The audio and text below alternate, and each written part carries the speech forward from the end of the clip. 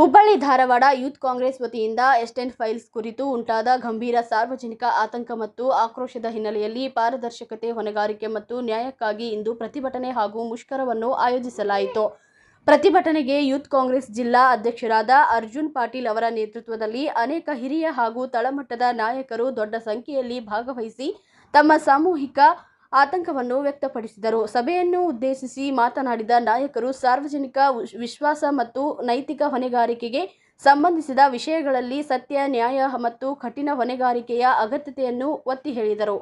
ಪ್ರತಿಭಟನೆಯ ಸಂದರ್ಭದಲ್ಲಿ Hubballi Dharwad youth Congress estate files ಸಂಬಂಧಿಸಿದ ಎಲ್ಲ ವಿಷಯಗಳ ಕುರಿತು ಸಮಗ್ರ ಮತ್ತು ಪಾರದರ್ಶಕ ತನಿಖೆಯನ್ನು ನಡೆಸುವಂತೆ ಬಲವಾಗಿ ಆಗ್ರಹಿಸಿತು. ಜೊತೆಗೆ ಭಾರತದ ಪೆಟ್ರೋಲಿಯಂ ಮತ್ತು ನೈಸರ್ಗಿಕ ಅನಿಲ ಸಚಿವರಾದ ಹರ್ದೀಪ್ ಸಿಂಗ್ ಪುರಿ ಅವರ ಪಾತ್ರ ಮತ್ತು ಹೊಣೆಗಾರಿಕೆ ಕುರಿತು ಸಂಪೂರ್ಣ ತನಿಖೆ ನಡೆಸಬೇಕು ಹಾಗೂ ನ್ಯಾಯ ಮತ್ತು ಸಾರ್ವಜನಿಕ ಹೊಣೆಗಾರಿಕೆಯ ಹಿತದೃಷ್ಟಿಯಿಂದ ಅವರ ರಾಜೀನಾಮೆಯನ್ನು ಒತ್ತಾಯಿಸಲಾಯಿತು.